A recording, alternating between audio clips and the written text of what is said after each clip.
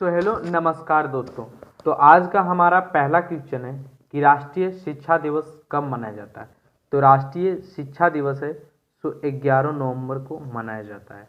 अब राष्ट्रीय शिक्षा दिवस है सो 11 नवंबर को ही क्यों मनाया जाता है? क्योंकि हमारे देश के जो पहले शिक्षा मंत्री थे, पहले शिक्षा मंत्री कौन थे? मौलाना अब्दुल कलाम आज़ाद। उसी के जन्म दिवस पर मनाया जाता है राष्ट्रीय शिक्षा दिवस। अब बाकी ऑप्शन है जैसे कि 14 नवंबर, 14 नवंबर को विश्व मधुमेह दिवस माना जाता है। और 15 नवंबर को झारखंड की स्थापना हुई थी।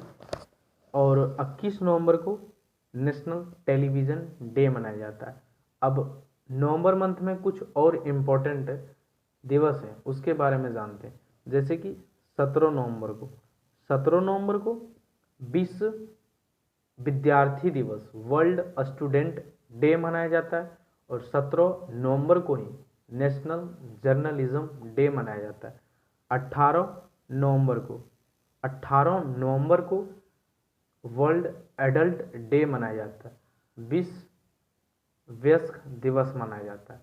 अब है 26 नवंबर, 26 नवंबर को नेशनल लॉ डे मनाया जाता है, क्योंकि हमारा जो संविधान था वो 26 नवंबर 1949 को लागू हुआ था। तो राष्ट्रीय कानून दिवस है सो 26 नवंबर को मनाया जाता है। अब दूसरा क्वेश्चन है कि रेमन मैग्सेसे पुरस्कार की स्थापना कब हुई थी? तो रेमन मैग्सेसे पुरस्कार की स्थापना 1957 ईस्वी को हुई थी। अब रेमन मैग्सेसे अवार्ड आया, इसके बारे में थोड़ा जानते हैं। तो रेमन मैग्सेसे अवार्ड सबसे पहले किसको मिला था? विनोबा भावे को मिला था।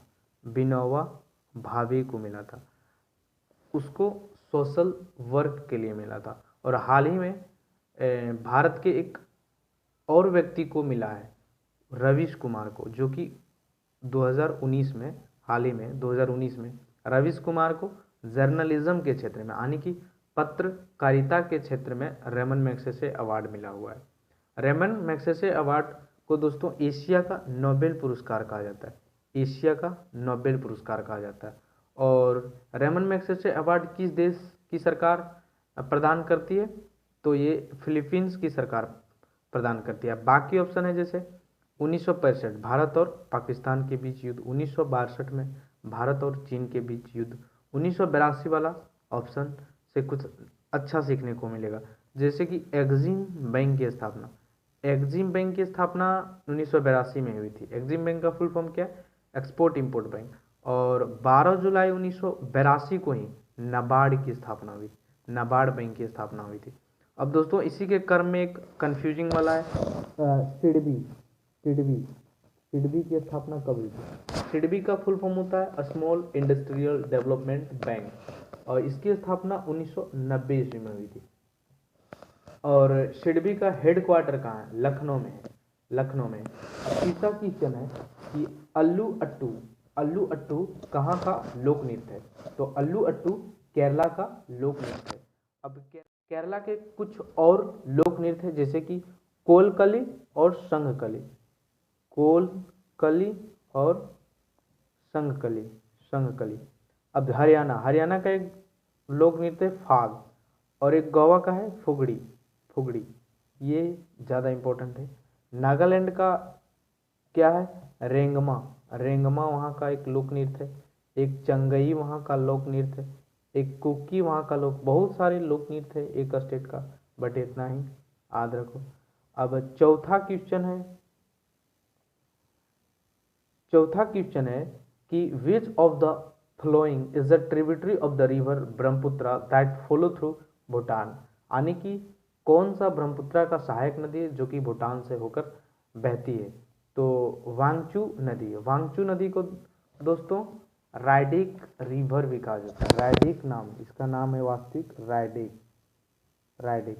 और इसी नदी पर आप लोगों ने सुना होगा चुखा परियोजना, चुखा परियोजना इसी नदी पर है। अब ये जो बाकी ऑप्शन जैसे कि मानस नदी है, सुबनसरी नदी है, कामेंग है, ये सभी ब्रह्मपुत्र की सहायक नदी है। का मानस रिवर ये तिब्बत से निकलती है और भूटान और इंडिया में बहती है। मानस नेशनल पार्क जो कि असम में है। मानस नदी है जो भूटान का सबसे बड़ा नदी है। और मानस नदी को भूटान में किस नाम से जाना जाता है? भूटान में मानस नदी को ड्रेंगमा ड्रेंगमी चू ड्रेंगमी चू के नाम से जाना जाता है, ड्रेंगमी चू के नाम। पांचवा क्वेश्चन है कि प्रसिद्ध तीर्थ स्थल हरमिंदर साहिब कहाँ स्थित है? तो ऑप्शन नंबर डी अमृतसर में स्थित है। अब दोस्तों हरमिंदर साहिब इसको गोल्डन टेम्पल के नाम से भी जाना जाता है। गोल्डन टेम्पल कहाँ है? अमृतसर में। इस गोल्डन टेम्पल का निर्माण किसने करवाया था? तो रामदास ने इसका निर्माण करा था, सिखों के गुरु रामदास ने करवाया था। अब दोस्तों सिख धर्म से कुछ इंपॉर्टेंट क्वेश्चन जानते हैं, जैसे कि सिख धर्म की स्थापना किसने किया था? तो सिख धर्म की स्थापना हमारे गुरु नानक जी ने किए थे, गुरु नानक जी। अब सिख धर्म में खालसा पंथ की स्थापना किसने किया था? गुरु गोविंद सिंह जी ने। और सिख धर्म का जो सबसे पवित्र ग्रंथ है, आदि ग्रंथ, उसकी रचना किसने की थी? गुरु अर्जुन ने। और सिख धर्म में होता है अकाल तख्त, उसकी शुरुआत किसने की थी? हर गोविंद ने। और कौन से सिख गुरु की मृत्यु स्मॉल पॉक्स के कारण हुआ था? तो हरि कृष्णन का मृत्यु है सो स्मॉल पॉक्स के कारण हुआ था। एक क्वेश्चन और भी है कि किस सिख गुरु ने सती प्रथा का विरोध किया था? तो गुरु अमरदास ने सती प्रथा का विरोध किया था। कौन कौन सा क्वेश्चन बना कि सिख धर्म की स्थापना किसने की थी? गुरु नानक जी ने। खालसा पंथ की स्थापना किसने किया था? गुरु गोविंद सिंह जी ने। आदि ग्रंथ की रचना किसने की थी? गुरु अर्जुन देव ने। फिर अकाल तख्त की शुरुआत किसने की थी? हरगोविंद ने किया था। स्मॉल पॉक्स के कारण मृत्यु हरिकृष्ण का हुआ था। और सती प्रथा का विरोध अमरदास ने किया था। तो छठा क्वेश्चन है हमारा कि कौन सा पार्क है, कौन सा नेशनल पार्क है सो लद्दाख में स्थित है? तो हेमिस नेशनल पार्क लद्दाख में स्थित है। Option number B Hemis national park Bharat का सबसे बड़ा नेशनल पार्क है। और ऑप्शन नंबर ए में जो है गिर नेशनल पार्क, ये कहाँ है? गुजरात में। और एशियाई शेर यहीं पाया जाता है। भारत में एकमात्र जगह जहाँ एशियाई शेर पाया जाता है वो गिर national park. Namdapha national park कहाँ है? नामदफा नेशनल पार्क है अरुणाचल प्रदेश में। और काबुल लमजाओ ये कहाँ है? मणिपुर में। तैरता हुआ एकमात्र नेशनल पार्क। अब सातवां नंबर क्वेश्चन है कि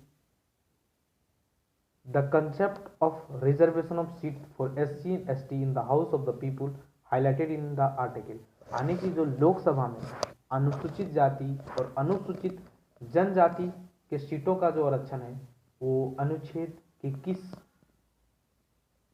भाग में लिखा हुआ है? तो अनुच्छेद 330 में, अनुच्छेद 330 के तहत ही लोकसभा और में जो SC और ST समुदाय है उनके सीट आरक्षित है। अब बाकी ऑप्शन को देखते हैं, जैसे कि ऑप्शन नंबर है हमारा 326। 326 में ये लिखा हुआ है कि जो लोकसभा और जो विधानसभा का चुनाव है वो बेस्ट मतदाताओं के आधार पर ही होगा। और अनुच्छेद 345 में क्या है? अनुच्छेद 345 में है कि कोई भी राज्य का जो विधानमंडल है वो हिंदी या अन्य किसी भी भाषा में अपने कार्यालय में अपना सकता है। यानी कि जैसे कि झारखंड है या बिहार है तो बिहार हिंदी या कोई अन्य लैंग्वेज जैसे कि इंग्लिश अपना सकता है या फिर उर्दू कुछ भी अपना सकता है। अब ऑप्शन जो डी है 356 इसमें है कि किसी भी राज्य में राष्ट्रपति शासन लागू हो सकता है। अब राष्ट्रपति शासन लागू हो सकता है, आपातकालीन की व्यवस्था किया गया। आपातकालीन से दो और अनुच्छेद जुड़े हुए हैं, जैसे कि अनुच्छेद है 352 और 360। 352 में है नेशनल इमरजेंसी और 360 में है वित्तीय आपातकालीन की घोषणा, जो कि भारत में अभी तक कभी नहीं घोषित किया गया है। अब वित्तीय आपातकाल की घोषणा अभी तक भारत में नहीं की गई।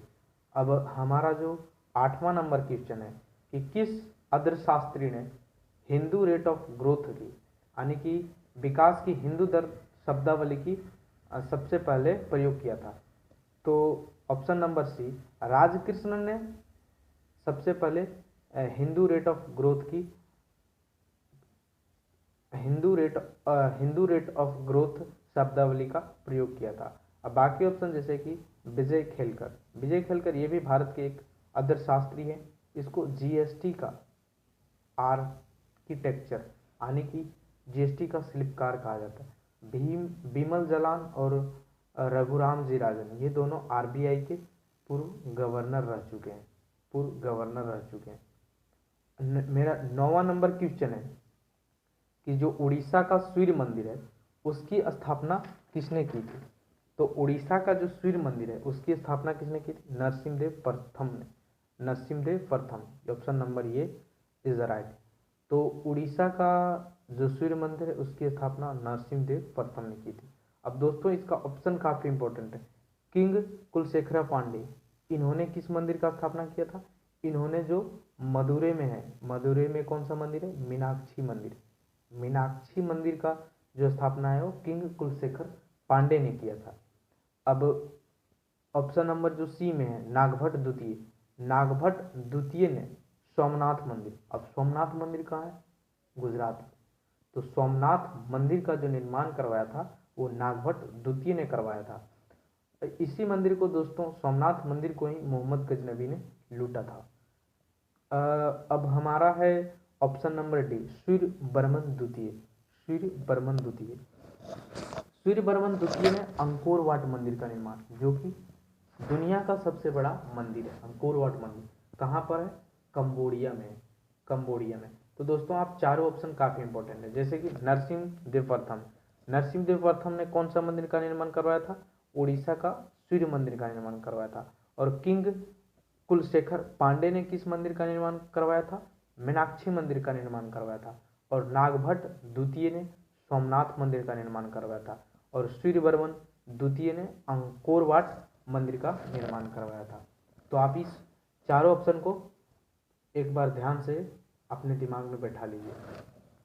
अब हमारा जो लास्ट क्वेश्चन है 10वां नंबर, वो है कि हमारे संविधान का यानी भारतीय संविधान के किस अनुच्छेद के तहत राष्ट्रपति अध्यादेश जारी कर सकता है? तो अनुच्छेद 127 के तहत, ऑप्शन नंबर ये अनुच्छेद 127 के तहत राष्ट्रपति अध्यादेश जारी कर सकता है। अब बाकी ऑप्शन है जैसे 143 में है कि राष्ट्रपति सुप्रीम कोर्ट से कानूनी सलाह ले सकता है। और 77 में है कि कोई भी जो कार्य होगा यानी कि कार्यपालिका की कोई भी कार्य होगी वो राष्ट्रपति के नाम पर होगी। अब ऑप्शन नंबर जो डी है 111, अनुच्छेद 111 में ये है कि राष्ट्रपति कोई बिल को सहमति प्रदान कर सकता है या फिर उस बिल को अपने पास रख सकता है या सदन को रिकंसिडरेशन के लिए फिर से भेज सकता है। तो 127 में क्या है कि अध्यादेश जारी कर सकता है। 143 में क्या है? राष्ट्रपति कानूनी सलाह ले सकता है सुप्रीम कोर्ट से। 77 में है कि कार्यपालिका कार्य होगा वो राष्ट्रपति के नाम पर होगा। और अनुच्छेद 111 में है कि राष्ट्रपति कोई बिल को पास कर सकता है, अपने पास रख सकता है या रिकंसिडरेशन के लिए, पुनः विचार के लिए सदन में भेज सकता है। तो दोस्तों ये थे हमारे टोटल 10 क्वेश्चन। एक बार इसको फिर से हम रिवीजन करते हैं। तो क्विक रिवीजन करते हैं कि राष्ट्रपति अध्यादेश किस अनुच्छेद के तहत जारी करता है? अनुच्छेद 127। 9वां नंबर क्वेश्चन है कि सूर्य मंदिर की स्थापना किसने की थी? नरसिंहदेव प्रथम ने। ऑप्शन नंबर ये। कौन से अर्थशास्त्री ने हिंदू रेट ऑफ ग्रोथ शब्दावली का सबसे पहले प्रयोग किया था? राजकृष्ण ने। Option number C. अब फिर 7वां क्वेश्चन है कि लोकसभा में एसटी और एससी के लिए सीटों का आरक्षण होगा, यह हमारे किस अनुच्छेद में बताया गया? अनुच्छेद 330। Option number C. फिर है कि लद्दाख में कौन सा नेशनल पार्क है? Hemis. Option number B is right. 5वां है कि हरमिंदर साहिब यानी कि गोल्डन टेम्पल कहाँ पर स्थित है? ऑप्शन नंबर डी अमृतसर में। ऑप्शन नंबर डी अमृतसर में। फिर है हमारा फिर है चौथा नंबर क्वेश्चन कि ब्रह्मपुत्रा की उस सहायक नदी कौन सी है जो भूटान से बहती है? तो ऑप्शन नंबर डी वेंगचू नदी। फिर है तीसरा नंबर कि अल्लू अट्टू किस राज्य का लोक नृत्य है? तो केरला का लोक नृत्य है। फिर है हमारा कि रेमोन मैग्सेसे अवार्ड की स्थापना कब हुई थी? ऑप्शन नंबर सी 1957 ईस्वी में।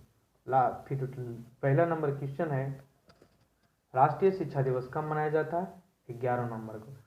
तो दोस्तों ये थे हमारे टोटल 10 क्वेश्चन। और दोस्तों आज के लिए हम एक क्वेश्चन आप लोगों के लिए देके जा रहे हैं कि सुदर्शन लेक कहाँ स्थित है?